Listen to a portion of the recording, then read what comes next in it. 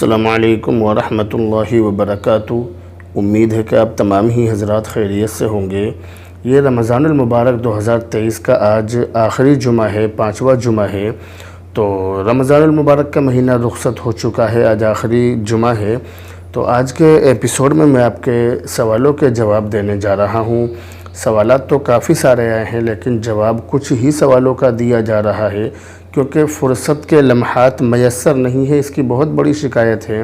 کہ فرصت نہیں ہے۔ تمام مشغولیتوں کے باوجود اور اتنے سارے کام ہونے کے باوجود اس کام کو کرنا بھی ضروری سمجھتا ہوں۔ آپ حضرات کے سوالوں کے جواب دینا میں بہت زیادہ ضروری سمجھتا ہوں، اس لیے آپ کے کچھ سوالوں کے جواب میں آپ حضرات کو دینے جا رہا ہوں۔ آج کے اس ایپیسوڈ میں ہم سب سے پہلا سوال لے رہے ہیں محمد عرفان فروٹ والے جو ہیں، ان کی طرف سے۔ یہ سلام اور دعا کے بعد کہتے ہیں کہ حضرت مفتی صاحب، آپ سے ایک مسئلے کے بارے میں پوچھنا چاہتا ہوں کہ جب ہم قرآن پڑھ کر پورا کرتے ہیں تو ہمیں قرآن کے سجدے کس طرح کرنے چاہیے اور نیت کس طرح باندھنی ہے؟ سجدے میں کیا پڑھنا ہوتا ہے؟ جب آپ کو فرصت ملے تو ضرور بتائیے گا۔ اس بارے میں آپ یہ بات یاد رکھیے کہ جب کوئی شخص سجدہ تلاوت کرے تو سجدہ تلاوت کی نیت دل میں کرے، اور زبان سے بھی کہہ لینا بہتر ہے۔ زبان سے کہہ لے تو اور اچھی بات ہے کہ میں اللہ تعالیٰ کے واسطے سجدہ تلاوت کرتا ہوں، اور پھر آدمی سجدہ تلاوت یعنی قرآن کریم کے جو سجدے ہیں ان کو اس طرح سے کرے کہ کھڑا ہو کر ہاتھ اٹھائے بغیر، یعنی نیت نہیں باندھنی ہے، صرف کھڑے ہونے کے بعد میں کھڑے سیدھے اپنا سجدے میں چلا جائے انسان، اور سجدے میں جانے کے بعد 3 مرتبہ سبحان ربی الاعلیٰ 3 یا 5 یا 7 مرتبہ کہہ کر پھر سجدے میں سے اٹھ جائے۔ اگر قرآن کریم کے تمام 14 سجدے ایک ساتھ کرنے ہیں تو اس کا طریقہ یہ کہ آدمی اللہ اکبر کہتے ہوئے سجدے میں چلا جائے، اور سجدے میں جا کر ایک سجدہ کر لے، پھر اٹھ کر بیٹھ جائے، پھر دوسرا سجدہ کر لے، تیسرا کر لے۔ اس طرح سے وہ لگاتار سجدے کرتا رہے، اور 14 سجدے کرنے کے بعد میں وہ پھر سیدھا کھڑا ہو جائے۔ اگر کوئی شخص سجدے پورے کرنے کے بعد میں، جتنے سجدے اس کو کرنے ہیں ان کو کرنے کے بعد میں اگر سیدھا کھڑا نہ ہو بلکہ بیٹھ جائے اور بیٹھ کر اپنے کسی بھی کام میں لگ جائے تو بھی کوئی حرج نہیں ہے، کوئی بات نہیں ہے۔ تو اس میں مین بات یہ یاد رکھیے کہ نہ تو اس میں نیت باندھنے کی ضرورت ہے اور نہ ہی اس میں سلام پھیرنے کی ضرورت ہے۔ اس میں صرف یہ نیت کر لیں کہ ہم قرآن کریم کے سجدے کر رہے ہیں، 1 یا 2 یا 14 جو بھی سجدے آپ کر رہے ہیں، آپ اس کی نیت کر لیں، اور نیت کرنے کے بعد آپ اللہ اکبر کہتے ہوئے سجدے میں چلے جائیں، اور پھر سجدے کرنے کے بعد آپ سجدے میں سے اٹھ جائیں، اور اٹھنے کے بعد میں اپنے کسی بھی کام میں لگ سکتے ہیں۔ سجدہ آپ کا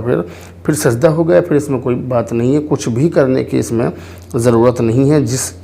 جو میں نے آپ کو بتلایا آپ کو صرف وہی کرنا ہے۔ اگلا کمنٹ مولانا محمد عبداللہ قاسمی صاحب کی طرف سے، سلام اور دعا کے بعد کہتے ہیں کہ مفتی صاحب، ایک صاحب پر کچھ پیسے قرض ہے، جن صاحب کے پیسے ہیں وہ یہ چاہتے ہیں کہ قرض میں گئے ہوئے ان پیسوں میں زکوٰۃ کی نیت کر لیں، کیونکہ جن صاحب پر وہ پیسے ہیں وہ صاحب زکوٰۃ لینے کے حقدار ہیں۔ تو سوال یہ ہے کہ کیا اس طرح نیت کرنے سے زکوٰۃ ادا ہو جائے گی یا نہیں؟ یہ آپ نے سوال کیا۔ اس بارے میں آپ یہ بات یاد رکھیے کہ زکوٰۃ کے ادا ہونے کے لیے جو شرائط ہیں ان میں سے ایک شرط یہ بھی ہے کہ جب ہم اپنے مال میں سے زکوٰۃ کا مال الگ کر رہے ہیں اس وقت ہم زکوٰۃ کی نیت کر لیں کہ میں زکوٰۃ ادا کر رہا ہوں۔ جب ہمارا جو مال ہے ہم اس مال میں سے زکوٰۃ کا مال نکال رہے ہیں، الگ کر رہے ہیں، تو زکوٰۃ کی نیت کر لیں کہ یہ مال زکوٰۃ کا ہے، ہم زکوٰۃ ادا کر رہے ہیں۔ لیکن بہت سے آدمی اس طرح کے ہوتے ہیں کہ وہ نیت کرنا بھول جاتے ہیں۔ تو اگر کوئی آدمی نیت کرنا بھول جائے تو جس وقت وہ مال کسی غریب کو دے رہا ہے، کسی مستحق کو دے رہا ہے، زکوٰۃ ادا کر رہا ہے، اس وقت زکوٰۃ کی نیت کر لے تو بھی زکوٰۃ کی نیت معتبر ہوگی اور اس کی زکوٰۃ ادا ہو جائے گی۔ اس سلسلے میں تیسری شکل اور تیسری صورت یہ ہے کہ اگر کوئی آدمی زکوٰۃ کا مال اپنے مال سے الگ کرتے وقت بھی نیت کرنی بھول جائے، اور اسی طرح سے وہ نیت کرنی اس وقت بھی بھول جائے جس وقت وہ کسی غریب کو اور مستحق کو زکوٰۃ کا مال دے رہا ہے، تب بھی بھول جائے، تو تیسری شکل یہ ہے کہ آدمی نے مال دے دیا، غریب کو مستحق کو مال دے دیا، وہ پھر بھی زکوٰۃ کی نیت نہیں کر سکا، تو تیسری شکل یہ بتلائی جا رہی ہے۔ تیسری شکل آپ کو یہ بتلا رہا ہوں کہ جب تک وہ مال اس غریب کے پاس، اس مستحق کے پاس جس کو آپ نے زکوٰۃ کا مال دیا اس کے پاس جب تک وہ مال موجود ہے، آپ اس وقت تک بھی زکوٰۃ کی نیت کر سکتے ہیں۔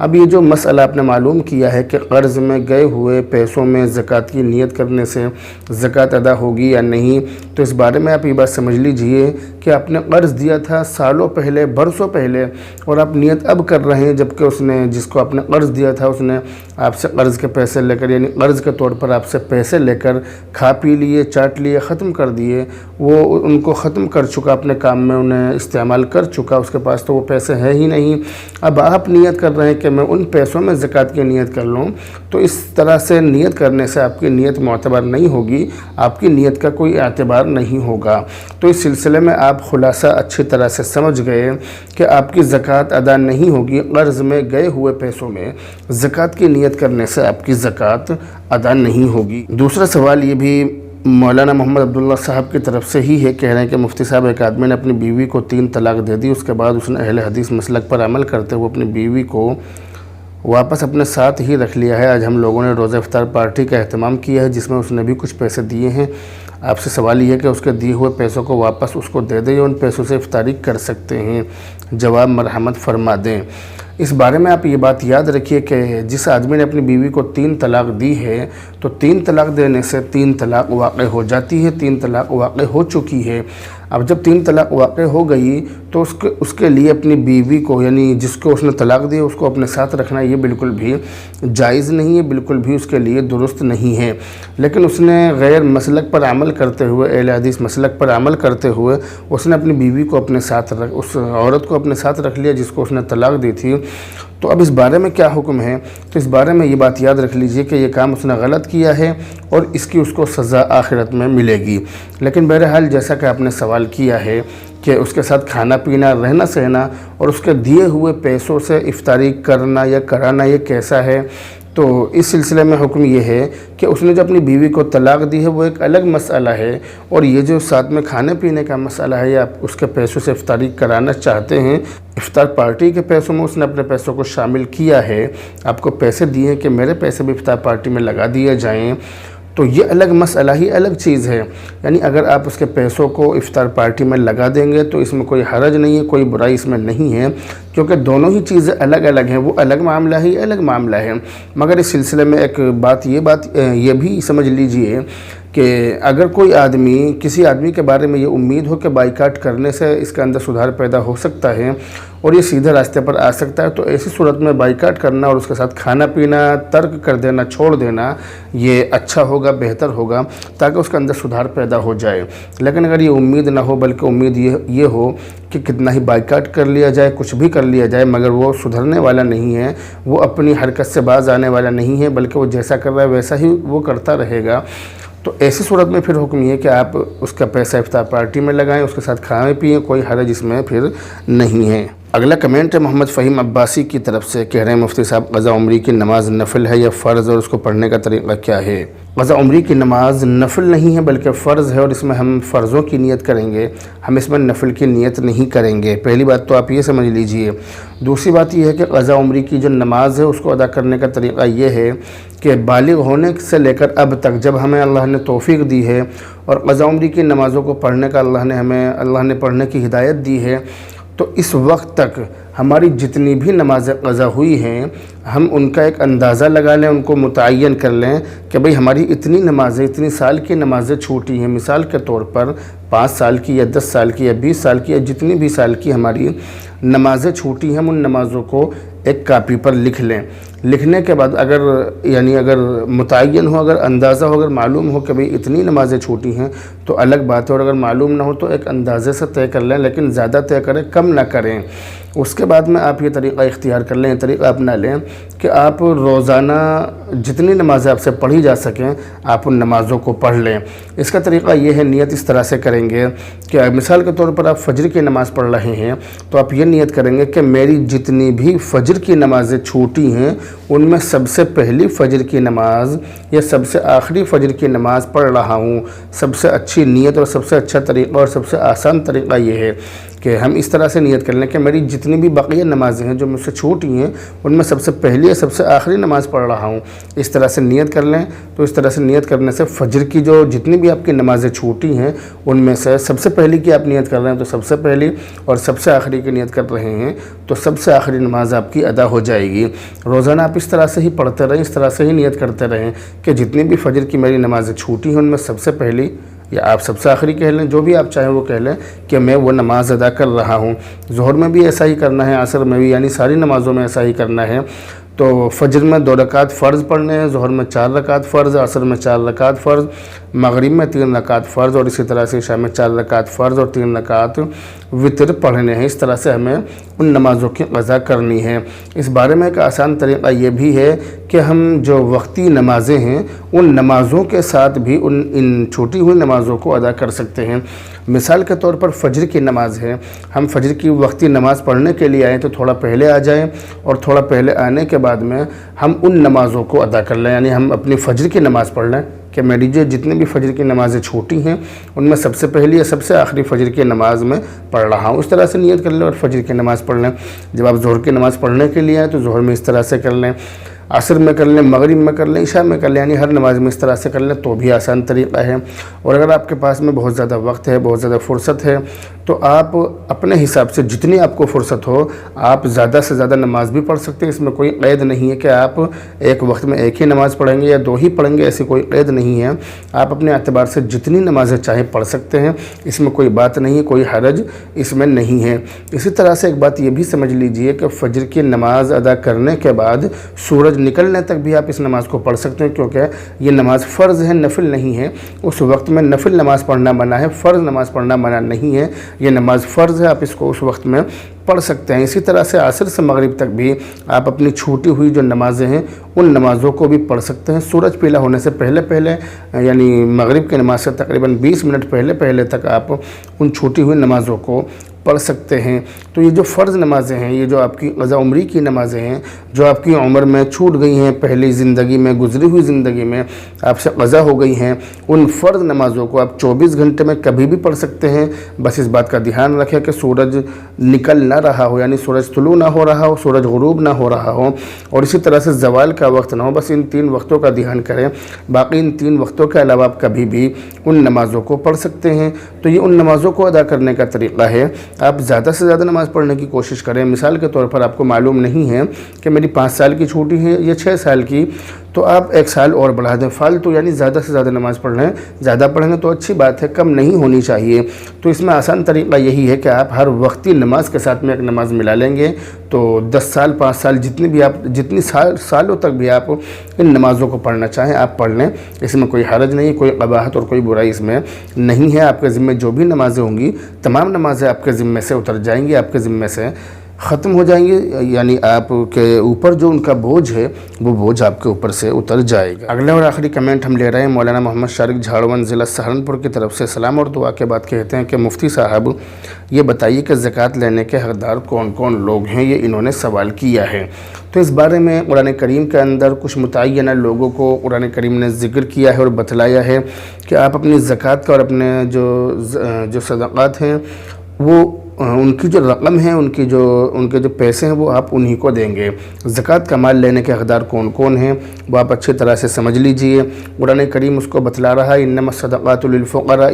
والمساکین والعاملین علیہا والمؤلفۃ قلوبہم وفی الرقاب والغارمین وفی سبیل اللہ وابن السبیل۔ اس آیت کے اندر سب سے پہلا جو شخص بتلایا ہے فقیر، فقراء، انما الصدقات للفقراء۔ اور فقیر وہ ہے کہ وہ شخص ہے کہ جس کے پاس کچھ مال ہو، اور اتنا مال ہو کہ یعنی مال تو ہو مگر اتنا نہ ہو کہ جس پر زکوٰۃ واجب ہو جاتی ہو، یعنی زکوٰۃ کا جو نصاب ہے اس مال سے کم مال ہو۔ آج کے وقت میں زکوٰۃ تقریباً 35,000 روپے پر واجب ہو رہی ہے۔ جس کے پاس 35,000 روپے ہوں، نقد ہوں، یا اتنے پیسوں کا مال تجارت یعنی بیچنے کا کچھ بھی سامان ہو، یا اس کے پاس میں اتنے پیسوں کا زیور ہو، سونا اور چاندی ہو، یا تینوں چیزیں ملا کر اتنی ہو، تھوڑے سے پیسے، تھوڑا سا بیچنے کا کوئی سامان اور تھوڑا سا زیور، تینوں چیزیں ملا کر اتنی ہوں جن کی قیمت 35,000 روپے تک پہنچ رہی ہو، تو ایسی صورت میں اس آدمی پر زکوٰۃ فرض ہو جائے گی، زکوٰۃ اس پر واجب ہو جائے گی۔ تو بھی سلسلے میں بات سمجھ لیجئے کہ فقیر وہ ہے کہ جس کے پاس 35,000 روپے کی مالیت سے کم مال ہو، جس کے پاس 35,000 روپے کی مالیت نہ ہو، وہ فقیر ہے، اس کو زکوٰۃ دی جا سکتی ہے۔ اسی طرح سے دوسرا شخص قرآن کریم نے بتلایا والمساکین، یعنی مسکین جو ہیں ان کو بھی زکوٰۃ کا مال دیا جا سکتا ہے، وہ بھی زکوٰۃ لینے کے حقدار ہیں۔ اور مسکین وہ ہے کہ جس کے پاس میں کچھ بھی مال نہ ہو، اتنا بھی نہ ہو کہ جس سے یعنی ان کے کھانے پینے کا انتظام ہو جائے۔ اگر دوپہر میں کھا لیا تو شام کے لیے کچھ نہ ہو، شام میں کھا لیا تو صبح کے لیے کچھ نہ ہو، یعنی بالکل بیکار، بالکل یعنی مالی اعتبار سے خستہ حال ہوں، تو ایسے لوگ بھی زکوٰۃ لینے کے حقدار ہیں۔ تو سب سے پہلے آپ ان باتوں کو سمجھ لیجیے، پھر آپ کو یہ بتلایا جائے گا کہ آپ کن رشتہ داروں کو زکوٰۃ دے سکتے ہیں اور کن رشتہ داروں کو زکوٰۃ نہیں دے سکتے ہیں۔ تیسری چیز قرآن کریم نے بتلائی والعاملین علیہا، عامل وہ ہے کہ جسے بادشاہ اسلام نے زکوٰۃ وصول کرنے کے لیے، لوگوں کی زکوٰۃ لانے کے لیے مقرر کیا ہو، اس کو زکوٰۃ دی جا سکتی ہے، اس کو بھی زکوٰۃ کا پیسہ دیا جا سکتا ہے۔ چوتھی چیز بتلائی والرقاب، وفی الرقاب، یعنی گردن چھڑانے میں، غلام آزاد کرانے میں آپ زکوٰۃ کا پیسہ دے سکتے ہیں۔ جیسے بہت سارے ہمارے بھائی جیلوں میں بند ہیں، تو ان کے چھٹکارے کے لیے، ان کو رہا کرانے کے لیے، ان کے مقدمے کے لیے آپ زکوٰۃ کی رقم خرچ کر سکتے ہیں، اس میں کوئی حرج نہیں ہے۔ اسی طرح سے پانچواں مصرف بتلایا والغارمین، یعنی مقروض، جن لوگوں کے اوپر قرض ہے، جو قرض میں ڈوبے ہوئے ہیں، ان کو بھی زکوٰۃ کی رقم دی جا سکتی ہے، اور زکوٰۃ کی رقم سے آپ ان کی مالی امداد کر سکتے ہیں، وہ زکوٰۃ کی رقم لے کر اپنا قرض اتار سکتے ہیں۔ اسی طرح سے چھٹا مصرف بتلایا وفی سبیل اللہ، یعنی اللہ کے راستے میں، اسی طرح سے مدرسوں میں، ان جگہوں پر بھی پیسے خرچ کر سکتے ہیں، اور ان جگہوں میں زکوٰۃ کی رقم خرچ کرنے سے ڈبل ثواب ملے گا، دین کی اشاعت کا ثواب بھی ملے گا اور زکوٰۃ ادا کرنے کا بھی ثواب ملے گا۔ ساتواں مصرف بتلایا وابن السبیل، وابن السبیل سے مراد ہے مسافر، یعنی ایسا مسافر کہ جس کا توشہ، جس کا مال ختم ہو چکا ہو، تو ایسا مسافر بھی زکوٰۃ لینے کا حقدار ہے، اگرچہ وہ اپنے وطن میں اور اپنے مقام پر کتنا ہی مالدار ہو، لیکن اگر وہ سفر میں آنے کے بعد اس کا سب کچھ، تمام چیزیں، روپیہ پیسہ ختم ہو گیا اور اب اس کے پاس میں کچھ بھی نہیں ہے، تو ایسی صورت میں وہ آپ کی زکوٰۃ لینے کا حقدار ہے، آپ اس کو زکوٰۃ دیں گے، زکوٰۃ کی رقم سے اس کی اتنی مدد کر دیں کہ وہ اپنے مقام تک پہنچ جائے، بس اتنا ہی آپ اس کی مدد کر سکتے ہیں۔ تو یہ زکوٰۃ لینے کے کچھ مصرف اور کچھ حقدار لوگ میں نے آپ کو بتلائے، آپ ان میں سے جو آدمی بھی آپ سے ٹکرائے، آپ اس کی مالی اعتبار سے زکوٰۃ کے پیسوں سے مدد کر سکتے ہیں۔ اب میں آپ کو ان رشتہ داروں کے بارے میں بتلا رہا ہوں کہ جن رشتہ داروں کو زکوٰۃ دی جا سکتی ہے اور جن رشتہ داروں کو زکوٰۃ نہیں دی جا سکتی۔ اس سے پہلے آپ یہ سمجھ لیجئے کہ ہمارے یہاں پر جو بیوہ اور یتیم ہوتے ہیں، ان کے بارے میں بھی یہ بات یاد رکھیے کہ اگر کوئی بیوہ ایسی ہے کہ جس کے پاس میں بہت زیادہ مال و دولت ہے، جس کے پاس میں بہت زیادہ مال ہے، مکان ہے، اس کے پاس میں اچھی دولت ہے، اچھی کھاتی پیتی ہے، تو ایسی بیوہ زکوٰۃ لینے کی حقدار نہیں ہے۔ اور اسی طرح سے وہ یتیم بھی زکوٰۃ لینے کا حقدار نہیں ہے کہ جس کے پاس میں خوب مال و دولت ہو۔ تو ایک بات یہ سمجھ لیجئے، یہ خلاصہ بتلا رہا ہوں اس مسئلے کا کہ بیوہ ہونا یا یتیم ہونا یہ زکوٰۃ لینے کے لیے، یعنی یہ زکوٰۃ کے مصرف نہیں ہے۔ کوئی بیوہ یا کوئی یتیم اتنا مالدار ہو کہ جس کے پاس میں خوب مال و دولت ہو، تو وہ زکوٰۃ لینے کے حقدار نہیں ہے۔ تو یہ جو لفظ بیوہ ہے، ایسا نہیں ہے کہ ہر بیوہ زکوٰۃ لینے کی حقدار ہو، بلکہ جو اس کیٹاگری میں آتی ہو، جو بیوہ اس حد میں آتی ہو کہ اس کے پاس میں اتنا مال و دولت نہ ہو، غریب ہو، مسکین ہو، فقیر ہو، بہت زیادہ محتاج ہو، تو اس بیوہ یا اس یتیم کی ہی مدد کر سکتے ہیں۔ تو ہر یتیم یا ہر بیوہ کی مدد نہیں کی جائے گی، بلکہ اس یتیم اور اس بیوہ کی مدد کی جائے گی کہ جو اس کیٹاگری میں آتی ہو، جو زکوٰۃ لینے کے حقدار اور مستحق ہیں۔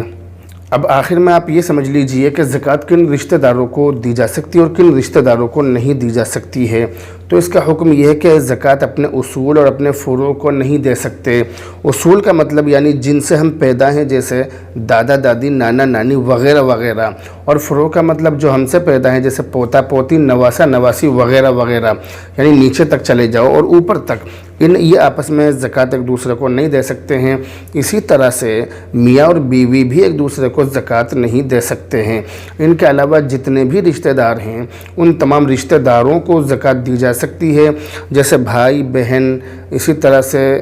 خالہ خالو، ماما مامی، پھوپا پھوپھی اور اسی طرح سے چاچا چاچی یا جتنے بھی ہمارے رشتہ دار ہیں، ان تمام رشتہ داروں کو زکوٰۃ دی جا سکتی ہے، بلکہ رشتہ داروں کو زکوٰۃ دینے میں ڈبل ثواب ہے۔ زکوٰۃ دینے کا ثواب بھی ہے اور ہمدردی اور صلہ رحمی کرنے کا بھی ثواب آپ کو ملے گا۔ تو آپ اپنے قریبی رشتہ داروں کو زکوٰۃ دیں، اس سے آپ کو ڈبل ثواب ملے گا۔ اسی طرح سے آپ کے پڑوس میں کوئی آدمی زکوٰۃ لینے کا حقدار غریب ہے، مسکین ہے، تو آپ اس کی بھی زکوٰۃ کے پیسوں سے مدد کریں۔ اسی طرح اپنے بیٹے کی بہو اور اپنے داماد کو بھی زکوٰۃ دے سکتے ہیں۔ اپنے بیٹے کو اور اپنی بیٹی کو نہیں دے سکتے، مگر بیٹے کی بیوی کو یا بیٹی کے شوہر کو زکوٰۃ دے سکتے ہیں۔ اگرچہ اس زکوٰۃ کے پیسے کو وہاں پہنچنے کے بعد میں، یعنی ہم نے اپنے داماد کے ہاتھ میں دیا تو ہماری بیٹی کھائے گی،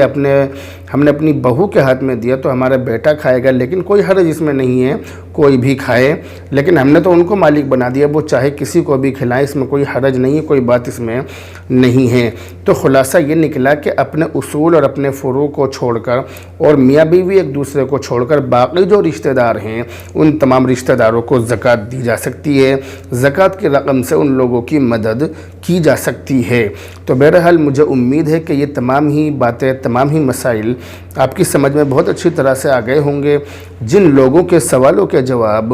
آج کے فرائیڈے کمنٹ باکس میں نہیں آئے ہیں وہ ہرگز برا نہ مانیں، کیونکہ وقت کی نزاکت یہی ہے،